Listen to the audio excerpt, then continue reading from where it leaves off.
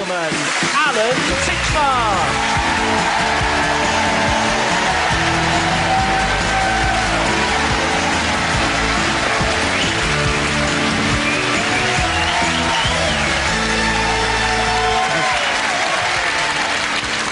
Welcome to Tuesday's show. I've zimmered on as a tribute to tonight's big guest. He's just turned 70, and to some of his fans, he's the most eligible bachelor, and he's been in showbiz for more than 50 years. He's our very own music icon, the one and only Sir Cliff Richard. Jackson performs exclusively a little later. My next guest is a true national treasure. In his 50-year career, he's sold more than 250 million records, and at 70... Clearly all his audience are here. And at 70 years old, he's showing no signs of slowing down. In fact, he's just finished celebrating his birthday with a sell-out week at the Royal Albert Hall. Please welcome Sir Cliff Richard.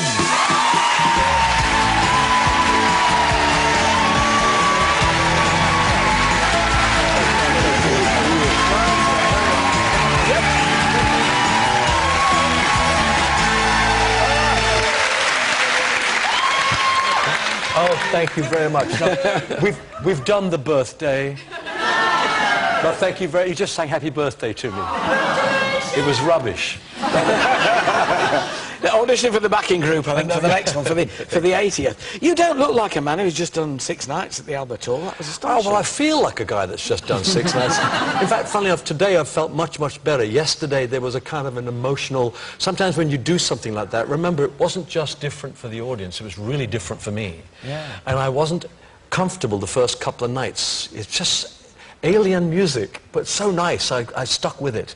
And so when it was all over, I felt yesterday I'd had a kind of emotional drop. Yeah. And I'm much better so today. Did they? Oh, did you as well? Yeah, well... It's been interesting. I've not brought you on to compare you with Rod Stewart, but it's very interesting that Rod Stewart did these American songbooks. Oh, yeah. And that you've found this similar kind of music, a sort of change of gear, which seems to have refreshed Rod's career no end. I mean, do you see it now as a kind of, hey, this is a whole new world I can explore? Yeah, it is, and for all of us, you know, I loved Rod's records. I mean, I heard his... You see, the thing is, though, I did record songs like this in 1962, Rod.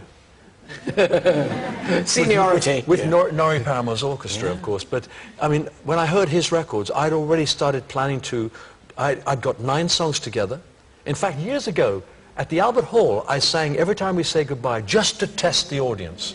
And they seemed to like it. So I thought I'll do an album. But then Robbie Williams came out with his, and then Rod brought his out, and I thought, oh no, they're all going to think I followed them. But isn't it good, really, so even at your age it sounds tough, but isn't it good just to push yourself outside your comfort zone? Because it must refresh you. It does, actually. And the thing is, though, and again, I've shared a lot with my fans on stage. I tried a couple of years back to explain that there was a period when we were starting, we didn't listen to anything but rock and roll. I just wanted to wake up and be Elvis or any of them. And you tended to ignore all those people that were before you. But when your career gets started and you have the success, confidence allows you to go, oh, well, I'll listen to them. And I found they were very good. You know, the more I heard when Radio 2 would do shows like Matt Monro, a whole hour about Matt Monro or Dickie Valentine, and I used to listen to it coming back from one of my concerts from Birmingham, and blow me down. Are you from Birmingham? Yes. The entire population's in. I know. Well, they let anybody into the studios. But, you know, I'd listen to the show, and I'd think, these folks, they really knew what they were doing, whereas when the Shadows and I got started, we were still really trying to find our way, heavily influenced by America, but desperate to find something of our own. We were lucky.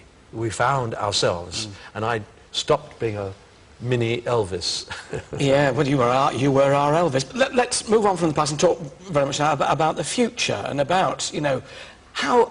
Because everybody's going to talk about your age now forever, I suppose. When you reach 70, it's 71 next year, all this and the other. I mean, do you have a career plan, Cliff, at this stage? Do you say, when I get to 80, I will stop, or when I get to 75, I'll stop? Do you plan to stop? No, I don't. Now let him have a choice as well. Well, I've said often that retirement's not not in my vocabulary, because retirement sounds as though retirement is where you stop what you're doing. It doesn't mean that you stop doing anything. Some people often go and try some other things, do some things they've always wished they had done, and that's always open to me. But I can't see any point of absolutely just stopping, when in point of fact, what I could do is what I'm practically doing now. I'm kind of finding things I want to do, and I do it. When the chance came to do Boulder's Brass, the album, and they said, the Albert Hall's free, I said, well, what about, it's such a prestigious place. For me to get the opportunity at this age and at this stage of my career to be able to present a whole album at that wonderful hall was terrific.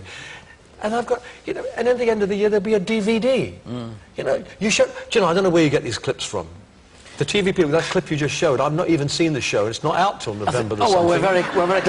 I've been looking at the calendar as well, just to make them scream even more. I mean, look at shame on you.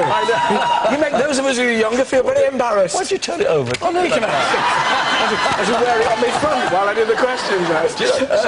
What I do want to ask is, because Elton's been very vocal in the papers today, saying that X Factor, he doesn't like it, it's boring. I mean, how do you look upon X Factor? Is it something you watch or something you rate? I haven't watched a lot of it. I've never seen a whole series of them, but I've seen many episodes, and I always get it wrong. I'm not quite sure I agree entirely with him, but you know, I mean, when you hear modern music from new bands, you know, France and the Machine, or you know, Pixie Lott or whatever, do you like modern music in general, or do you think, as Elton appears to do, they sound the same? I don't think they sound the same, but I do feel that there's a dearth of. They find someone who can sing.